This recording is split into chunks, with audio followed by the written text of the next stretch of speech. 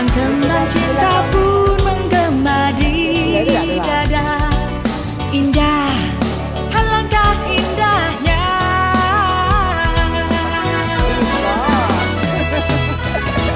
Cinta tak mesti terungkapkan lewat kata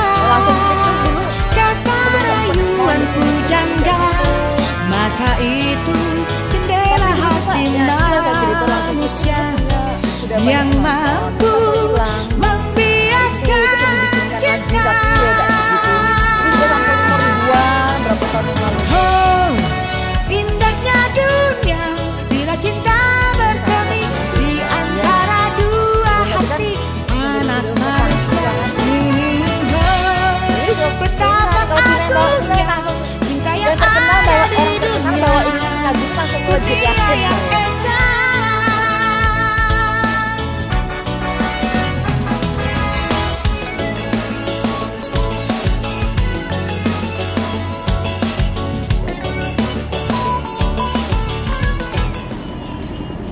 Oke, saudara sekalian, video yang barusan kita tonton tadi adalah video klip Mbak Dian Wahyuni. Beliau adalah salah seorang penyanyi pop jazz ya, yang cukup dikenal di masanya di kota Yogyakarta. Pernah di Jambi juga. Pernah di Jambi dan lahirnya di Jambi. Lahir di Jambi, setelah tamat SMA merantau ke Jogja, kuliah di sana, akhirnya berkarir di sana. Jadi seorang Dian sebenarnya di Yogyakarta sudah tidak asing lagi, dikenal sebagai penyanyi, bahkan tinggalnya pun di kampung seniman ya di Jogja. Betul. Itu. Kemudian sebelum ke Jogja di masa-masa SMA, Mbak Dian juga sudah pernah mengharumkan nama Jambi mengikuti berbagai macam festival tingkat nasional ya. Di antaranya festival lomba lagu P4 gitu ya. Zamannya presidennya Pak Harto. Pak Harto gitu ya. Sempat 2 kali dikirim ke Jakarta. Iya. Jadi untuk dunia tarik suara bagi kalangan musisi pop jazz khususnya di Jogja itu sudah tidak asing lagi. Dan penyanyi Jambi seusianya Mbak Dian juga sebenarnya cukup diketahui lah, hanya memang selama ini berkarirnya banyak di Jogja. Banyak di Jogja karena sudah keluar dari Jambi. Ya, dan semenjak tahun 2017 lalu beliau sudah pulang lagi ke tanah kelahirannya di Jambi. Ya, betul.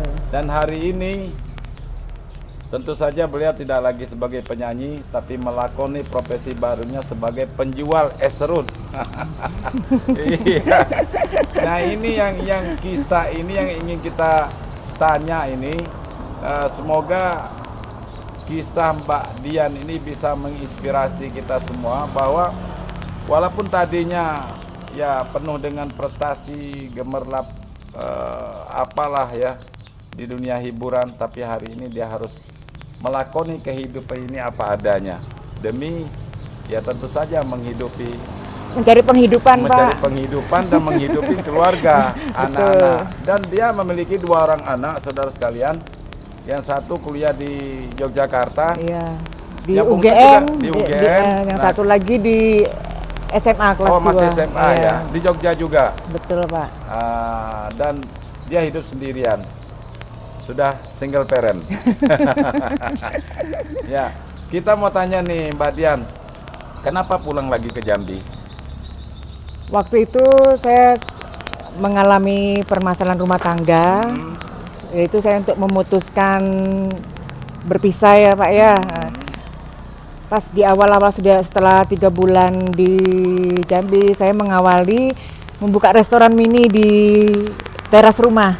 Oh, ya, di Telanepura. Ya, dekat orang tua ya. Dekat orang tua. Ya sempat bertahan 2 tahun, sempat bertahan 2 tahun. Cuman karena kita masuknya karena di situ perumahan yang masuk ke dalam kan Pak, jadi nggak begitu banyak orang tahu. Terus saya nyoba lagi untuk misalnya dekat bandara Palmerah. Pernah juga, terus dilakoni lagi. Apapun misalnya yang dengan kuliner tetap saya coba lagi. Yang penting bisa dapat hasil. Dan yang penting dapat hasil. Dan hari ini beliau jual es serut itu di tepi ruas jalan Kasangkuda, Desa Kasangkuda, Kecamatan Kumpeh, Kabupaten Muara Jambi, dan dekat sekali dengan kota, lebih kurang 10 atau 15 km ya dari pusat kota. Ya, lebih kurang 15 km. Nah, Mbak, ini mau tanya ini, Iya, kenapa Pak? mesti harus jual es serut? Tidak jual bakso, tidak jual sate, Nah, atau sekarang- tidak jual apa, pempek, tekwan, banyak yang lain. Memang ini pasarnya Gini Pak, pertama saya sudah punya mesin ini sudah lama, mesin es serut. Nah, tadi saya iya. mengawalinya Ini udah pakai listrik ya? sudah pakai listrik. Tidak manual seperti itu ya, Nggak, es serut nggak, ya. iya. Jadi es serut itu saudara sekalian, ini sebenarnya makanan Zaman legend. bahula Zaman ya. dahulu. Iya, zaman jadul tuh esnya memang diserut Atau ya. digosrok, Gitu ya. atau ada yang diputer kayak gini ya kita Pak ya. dulu pakai itu ada pisaunya, nah itu es serut. Sekarang udah pakai Sudah alat elektrik. Ya, nanti kita lihat Mbak Dian bagaimana cara membuat es serut. Nah, kembali ke ini Mbak. Ya. Ini kan ya mohon maaf ya, kita nggak tahu penghasilan Mbak gimana. Ini anak kuliah, sekolah. Ya. Apa cukup dengan penghasilan es serut ini? Kalau sejauh ini kalau misalnya kalau untuk ngakoni es serut ini kan ya ini belum ada sebulan Pak, terus Iya. terang. Cuman kan tadi saya ngawalinya dengan jualan yang lain seperti lain-lain. apokat kocok, terus sudah itu Thai tea. Tadi ya saya sempat pesimis karena di sini sepanjang jalan sudah banyak yang jualan seperti itu gitu loh. Tapi kelemahannya mereka rata-rata berani jual harga murah, kemasannya besar, tapi isinya cair, encer gitu loh. Terus rata-rata penanganannya seperti Thai tea manual, dituang. Kalau saya pakai hand blender ya. Ini orang Jambi, lahir di Jambi, besar di Jambi, karena lama merantau di Jogja, akhirnya jadi medok Jogja ya. Bisa, Iya. Jambinya masih bisa Oh, Pak. masih bisa ya. Iya. Terus gini Mbak, Iya. terhadap musisi daerah ini. Oh ya, ini sekedar informasi bagi kawan-kawan para musisi Jambi untuk mengingatkan kembali. Mbak Dian ini dulunya belajar pertama kali itu dengan almarhum Pak Tamjid Wijaya. Betul. Nah, coba dikisahkan sedikit. Mulai dari belajar yang Pak Tamjid sampai ke Jogja. Singkat saja. Singkat ceritanya. ya Pak ya. Nah, Waktu itu saya 15 tahun ya, 15 tahun. Sudah itu saya dikenalkan sama diajak ke studinya Pak Tamjid waktu itu. Dan itu ya senang Pak Tamjid. Maksudnya dapat anak yang suaranya rata-rata orang jarang punya. Iya, Karena iya. di kelasnya di alto. Oh, Mbak. Kalau alto jenis Oh, tipe alto. suaranya kan di alto. Lebih tinggi, Kalau ya? bukan tinggi Pak, lebih alto itu suara lebih rendah. Cuman istilah wong Jawa longko yang punya suara kayak gitu, langka gitu. Nah, kalau penyanyi Tapi bisa menggelegar. kalau penyanyi kan rata-rata kan sopran, yang perempuan Iya, mezzo iya. sopran, umum gitu loh. Sana ya kan ke mezzo sopran. Kalau saya kan ke alto, masuknya ke kelas-kelasnya Emilia Contessa, Iga Mawarni gitu. Kalau mencari yang kayak mezzo sopran itu banyak. Nah, Mencari yang ke Pak Tamjid alto. di usia berapa? 15 tahun. 15 tahun. Iya. Terus diajarin Diajarin sampai SMA. SMA sempat saya rekaman lagu daerah waktu itu, sempat rekaman lagu daerah. Judul albumnya sama Sekato. Ya, waktu itu ya diawali sama penyanyi cewek-cewek kayak Tuti Alawiyah, Gus Daryanti. Ya, tapi mereka senior-senior saya masih di bawah mereka waktu itu. Sempat bikin album itu. Terus saya ngisi 2 lagu di album Samo Sekato. Ya. Itu. Terus sampai ke Jogja. Ya, pokoknya saya di Nah, Jambi karena anu ngawal-ngawali festival kayak GSP Radio Alforida atau Gita Suara Prapitasari ya Pak ya.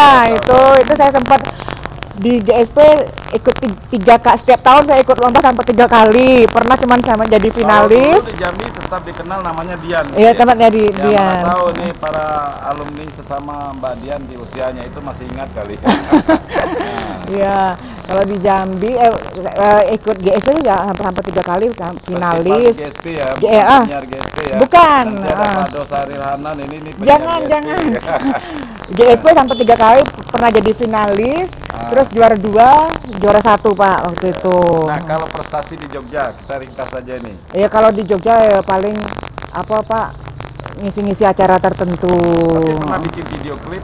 Ya, video klip itu pernah. Rekaman Ya, untuk kaset bikin zaman dulu, CD. kalau yang zaman-zaman dulu ya yang cuman video klip, maksudnya lagu-lagu baru, lagu penuh komposer Cuman saya coba bawakan, belum pernah dibawain orang lain. Iya. Kalau orkestra ya acara-acara tertentu, Pak. Iya, iya. Tapi sempat mendapat penghidupan lah di dunia tarik suara ya. Iya, selama sempat di Jogja, iya ada. Tapi tidak banyak. Tapi ada karena waktu itu kesibukannya sama-sama ngurus rumah tangga kan. Nah, terus hari ini jual esrut, balik cerita esrut, Taiti segala macam. Iya. Apa enggak gengsi? Kalau saya sih, kalau untuk masalah gengsi Karena itu, Tati sebagai penyanyi gitu kan. kalau saya gini Pak, ibaratnya. Gengsinya udah habis ya. Beda loh Pak, kalau orang yang betul-betul mau kerja atau apa, soalnya kan waktu itu saya kuliah di perhotelan juga, di rolling, di housekeeping, di laundry, iya apapun.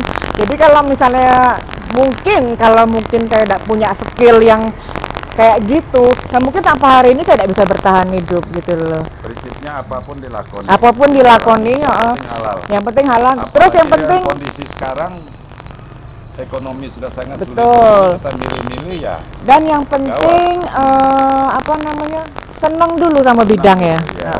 Senang dulu sama bidangnya. Nah, ini kembali ke cerita esrut ini makin menarik ini.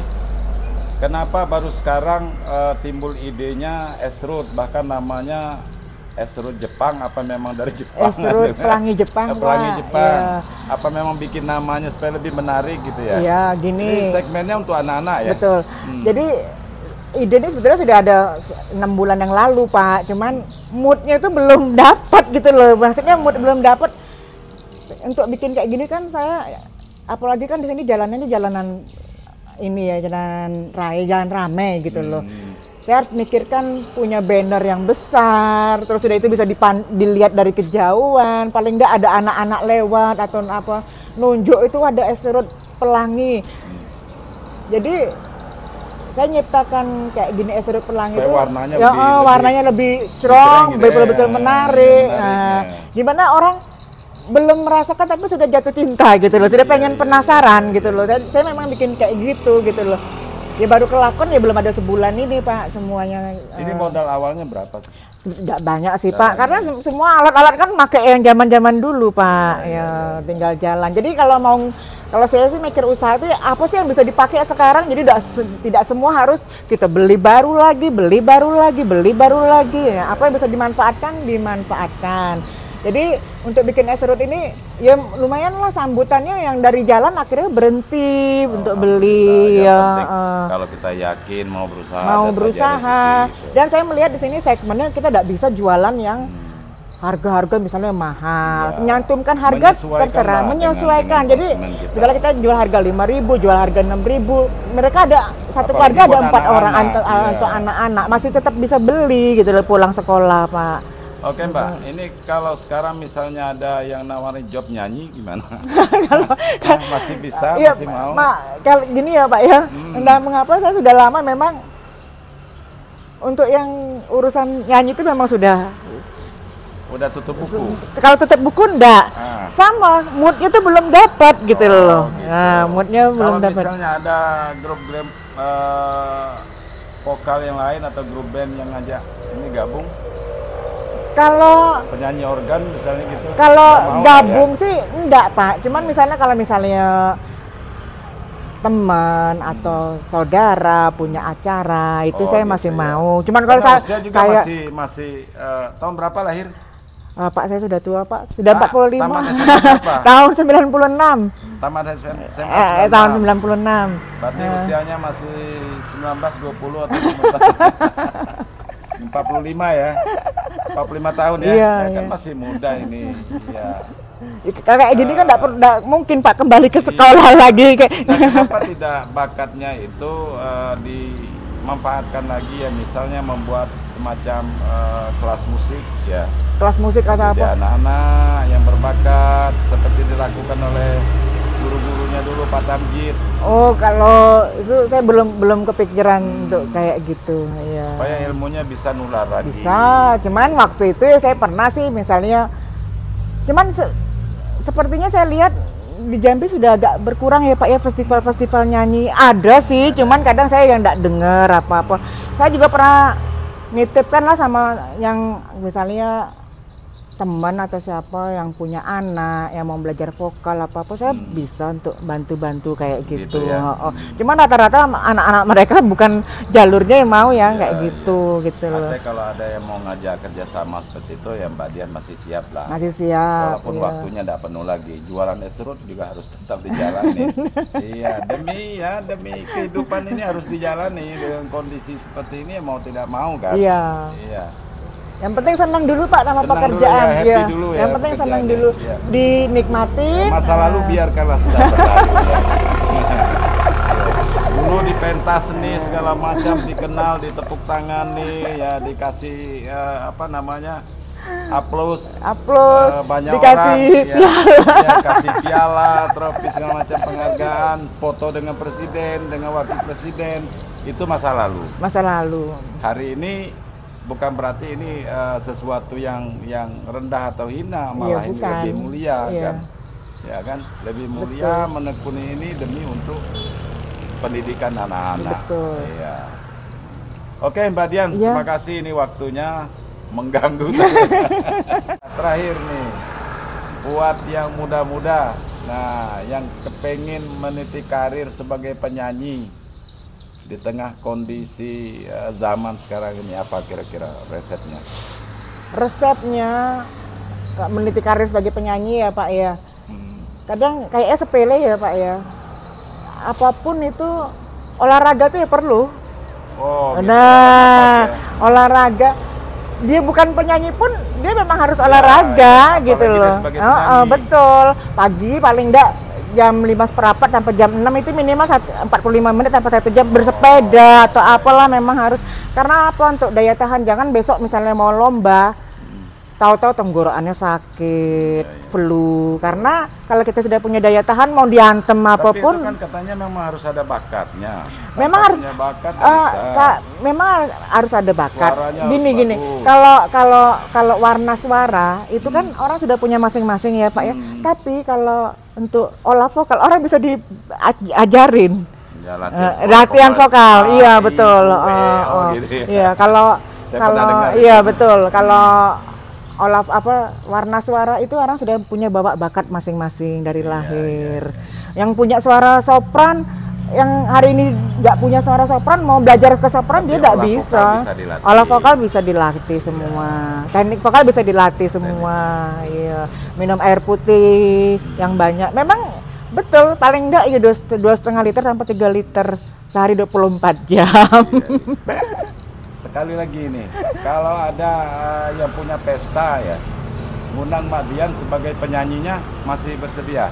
Ya, selagi itu antara pemain keyboard atau pianisnya masih sesuai ya. Jadi tidak semua orang Pak bisa ngiringin gitu loh Pak.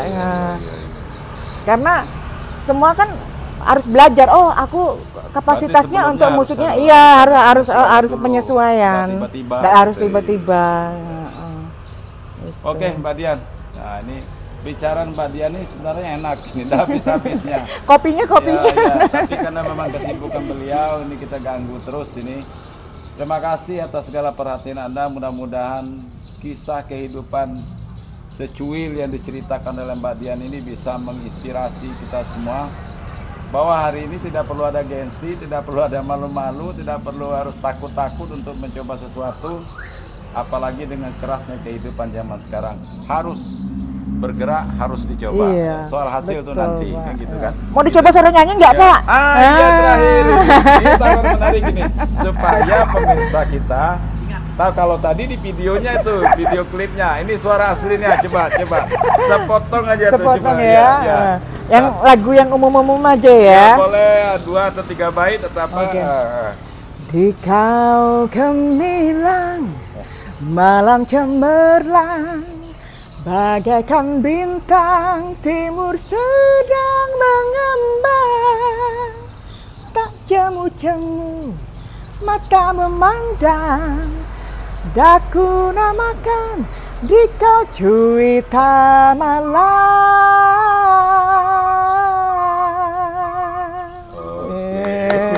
Suaranya masih moncer. Baik, saudara sekalian, itu tadi aduh, luar biasa Mbak Dian. Mudah-mudahan ini bisa sekali lagi memotivasi adik-adik yang ingin belajar menyanyi segala macam. Beliau menyempatkan diri untuk berbagi pengetahuan. Bagi Anda yang belum subscribe, silakan di subscribe. Yang dan suka video ini silakan di like. Assalamualaikum warahmatullahi wabarakatuh. See you the next video. Oke Mbak, makasih Mbak. Ya.